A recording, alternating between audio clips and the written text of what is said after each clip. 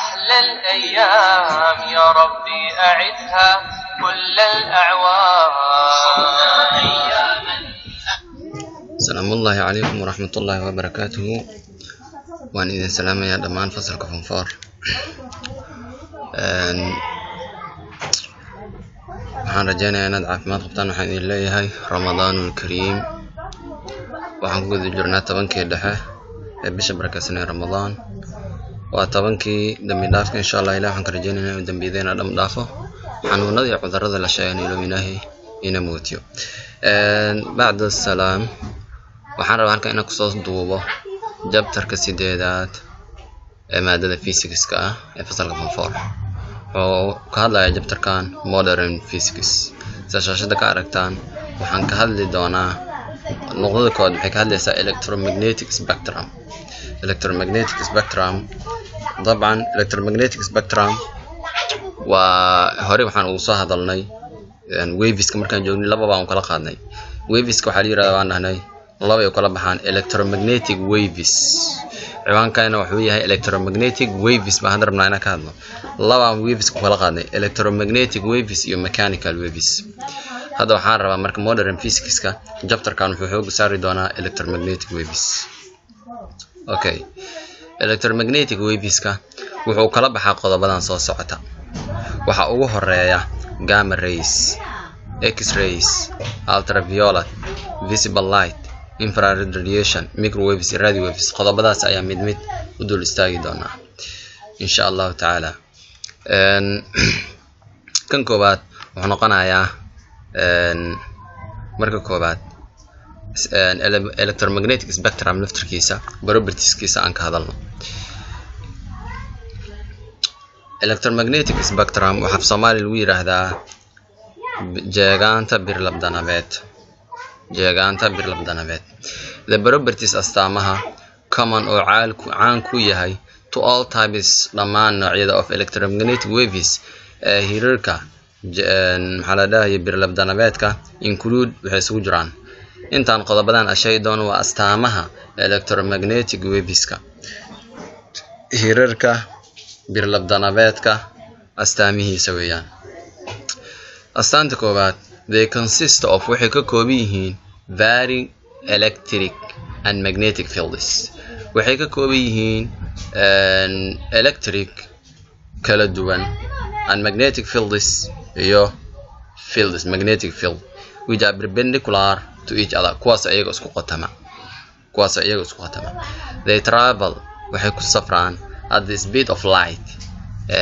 speed of light ay ku safraan waa xawaare ilays oo 3 times 10 to the power of 8 meter per second in vacuum meel maran markay tahay. oo xarafka c ayaa loo qaataa. hore baan soo sheegnay waa constant. waa xawaaraha oo ilayska ku dhex mari karo meel maran. waxa waaye waa 3 times 10 to the power of 8 meter per second. they are transverse waves. iyagu waxay yihiin waa hirar ligan. dabcan markaan waveska ka soo hadlaynay chapterkii labaad, waveska socodkooda. waveska waxaan kala qaadnay labo oo hore aan soo sheegnay electromagnetic waves iyo mechanical waves aan kala qaadnay. laakiin socodkoodana laba aan kala qaadnay. waxay kala ahaayeen transverse waves iyo maxay ahaayeen mechanical waves. labadaas bay socod ahaan u kala bixi doonaan. they are not affected by ayagu ma saameyso. waa qodobka afaraad, sifada afaraad weeyaan. they are not affected by ayagu ma saameeyaan. maxaan saameynin electric and magnetic field. ma saamey danab iyo xooga danabka wax ku jiita labadaba ma saameeyaan. sababtu maxay tahay carry no charge. ayaga danab ma laha. shayga haduusan danab lahayn danabna ma saameeyo. they undergo reflection. ayagu waxay hoos tagaan reflection noqodka. reflection qalloocsanka. iyagu waxay kale oo ay hoos tagaan polarization oo maxay ah jihaynta. waxay hoos tagaan diffraction gadaalbaax. afartaasi way hoos tagaan. qodobka lixaad wuxuu yahay they travel in waxay u socdaan ay u safraan in straight line leen toosan. si toos ay u socdaan ayaga. they transfer energy waxay qaadaan tamar oo maxaa ah oo qaacida ahaan lagu helo h times f xarafka h muxuu yahay xarafka h waxa la yiraahdaa waa Plancki's constant waa constant waa madoorsome nin la yiraahdo Plancki's ayaa soo alifay waa number gaar ah waan arki doonaa isagana anaga ku shaqeynayna equation-kiisa okay qaacidooyin baa meeshan ku cadeyn doonaa hore waxaan soo baranay markan ka hadlayna mechanical waveska waxaan soo dhahnay v oo speed of light ah speed of light in vacuum ma aan hadaba la soco speed of light in medium sababtoo ah shayga medium-ka u baahan waxaan soo sheegnay markaan astaamahan ka hadlaynay mechanical wave iyo electromagnetic wave waxay kala baahan yihiin waxay kala duwan yihiin waxa waaye mechanical waveska isagu wuxuu u baahan yahay meel uu ku gudbo medium laakiin electromagnetic waves isagu uma baahna medium طبعا okay waxaan hore soo sheegnay baan dhahnay electromagnetic wavesku iyagu uma baahna meel ay maraan meel banaan iyo meel hadii helaan labadaba way iska mari karaan meel banaan way mari karaan oo qas oo daruuri uma ahan laakiin mechanical waveska waxa qasab ah inay helaan meel ay maraan medium ama glass ama water meel un ay maraan laakiin electromagnetic waveska maanta ka hadli rabno oo ma baahna meel oo maro saadarteeda waxaan soo dhahnay marka xarafka v iyo xarafka c ba waa speed of light laakiin speed of light in vacuum meel maran markii la marayo oo loo baahnayn medium markaan loo baahnay xarafka c loo qaataa laakiin markii loo baahan yahay medium sida glasska sida maxaa la dhahay water sida ice meel oo shayga maro markuu u baahan yahay xarafka v u qaado okay mechanical wave markaan ka hadlaynay v waxa lagu helaa baan dhahnay v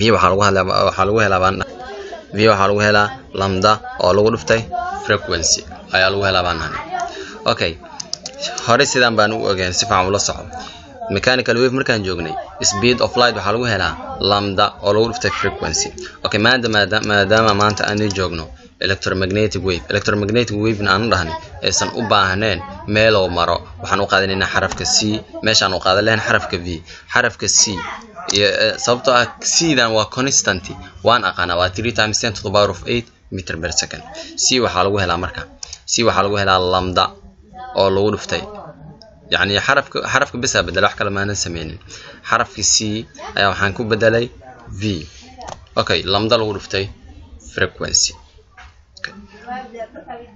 inta asifaa ula socdo marka haye ano intaan la socdo intaan og oo waxaan ogahay c waxa lagu helaa lambda lagu dhuftay frequency haye maxaan ku heli karaa markaan u baahanahay qaacidada hadda waxay ahayd e waxa lagu helaa